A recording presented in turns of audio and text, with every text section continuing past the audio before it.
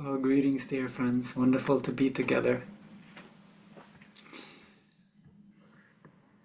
Yesterday afternoon, I was in a sharing kind of a business meeting with a couple of friends and a new acquaintee. We were all self-employed, and we were sharing what is our activities, what is our vision, what are we doing in our companies. Everyone's like wanting to serve the well-being, the transformation of suffering, the well-being in different ways. And it was lovely just to kind of put words to that to a group of people, some that I know well and some that are not so familiar. And after that, we took turns like asking questions, mirror something back, offer some feedback. And it's like this collective leadership happening, right? You're offering yourself, and then you get a little bit of a kind of coaching from people around you, and see different points of view, kind of different perspectives. So important to be able to have spaces where we can share. What am I doing? How am I doing it? It brings more awareness, more mindfulness to the actions that we're already taking. Are we in a leadership role, or is it through our actions in our life that we're offering some kind of a direction? But then also to be open to receive and to listen. It's like, okay, yeah, that's how other people perceive me. And okay, that's helpful. Like I know I don't know certain things. And this person had more experience. So for me, the mindful and insightful leadership is about remembering that together we are more competent, we have more clarity, we have more insight, we have more skill than any one person have on their own. And so coming home yesterday, I also felt tired. I felt a little bit cold chill, like both this weekend and then again yesterday. So it's like, I know, okay, so it's like also this inner leadership is also for ourselves. How do I take care of myself? Knowing what is needed at a certain time.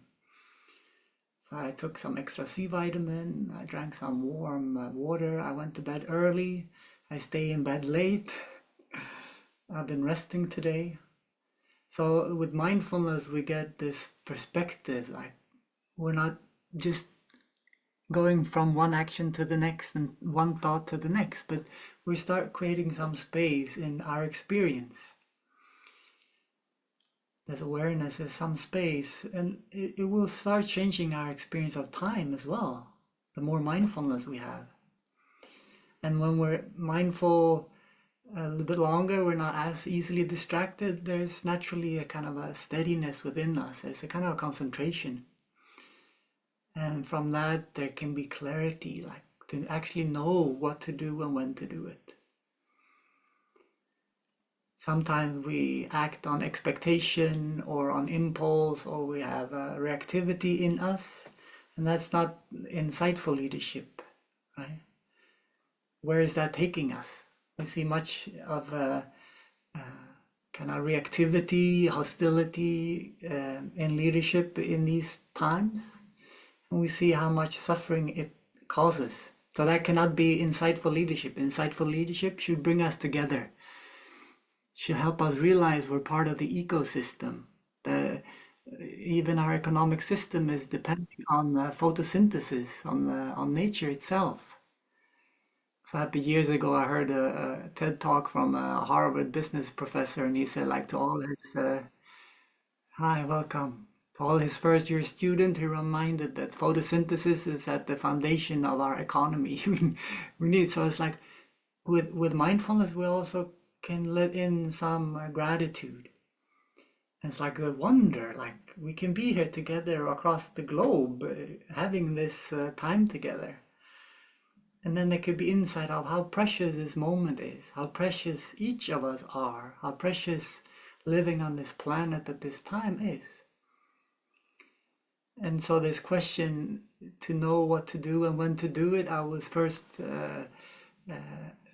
received when I was a novice in Plum Village, and I was getting the privilege and the great fortune and the challenge to be attendant for Thich Nhat Hanh for a period. And the older brother kind of instructed me, and you do it together. So one of the brother had more experience than me, thank God. But you get this question, and older brother say like, just know what to do and when to do it. That's all you need to know. It's like, okay, that sounds easy. It's really difficult. And then when you're with a Zen master that's just beaming out like awareness and love and wisdom, it's like, oh, it's like I noticed that my expectations, my ideas, how I thought things, my, thoughts about things, it didn't work. Then you didn't have that didn't help me. I just needed to be present and trusting that I would know like what to do and when to do it. So that's a training, how to come back to that. So easy, we're caught up in our idea of how things should be, and then we strive to get it like that. And any situation in our life can be seen as a cooperation, that we're realizing we have the insight, we're in this together. Like when I'm in traffic, I try to remember that.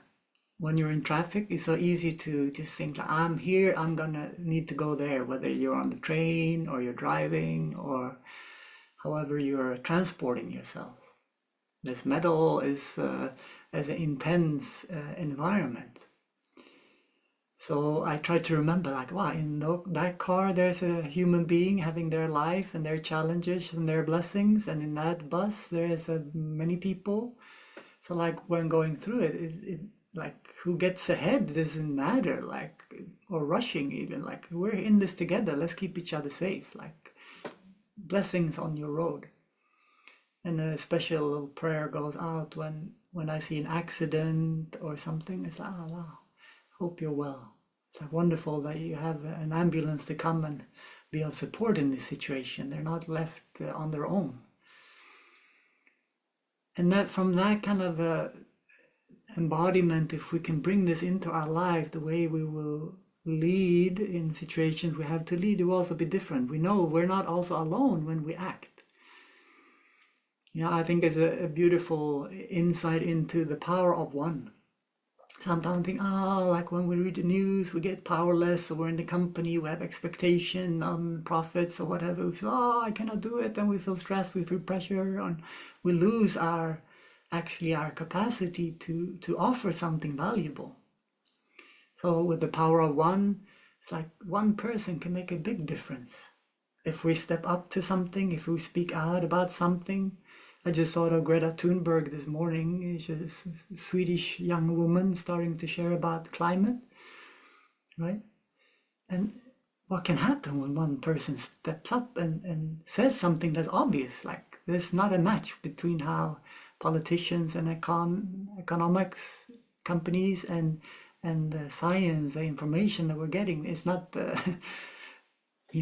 we haven't received that information.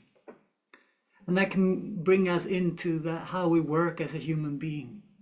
Sometimes we've been training ourselves, we've been thought to be this rational beings that take in information and make logical, rational decisions.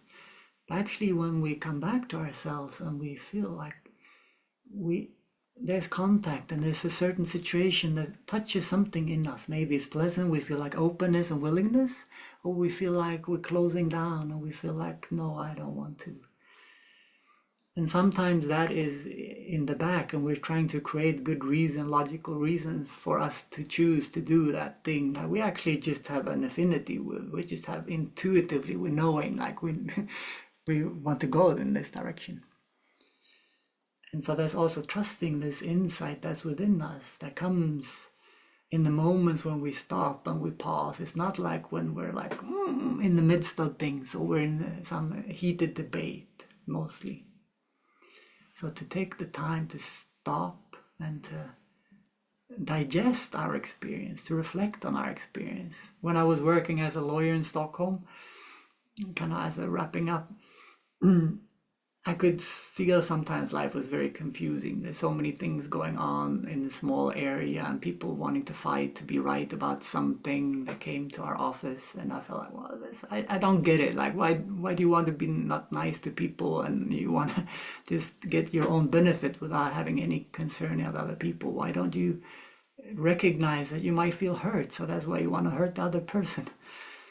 And a refuge for me was going up. There's a couple of parks close to where I lived that was on elevated places where you could kind of get an overview of the city, walk around under some trees, get an overview.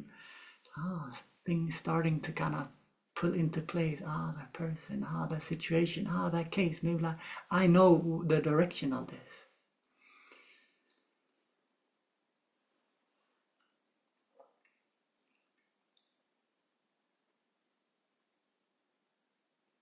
And so when we're stepping up, we're doing something that is maybe challenging or scary to do. We're saying something that feels true and right for us. We know maybe everyone doesn't agree with it. Can I'm not acting as a separate self here. That's like this. We're in this together. So who has mentored me? Who has taught me? Who have supported me to be who I am today? And with that kind of awareness, we're letting those people, those experiences also pass through us. So we're not alone. We're not this fragile self that wants maybe recognition, that wants to be received well, that does it. Then we maybe can step out and do that. Maybe we can join into being the power of two. So if someone says something not kind or cuts someone off at a business meeting or whatever, we might be the person standing up for them. It's like, I would be very curious to hear her full point of view and let her continue sharing. So can we just keep listening to her? Or what it is. It's like, I feel like there's some kind of a criticism or discrimination in what you just said. Like, that's not how I see the world. Like, how do you mean? So to kind of step up for that.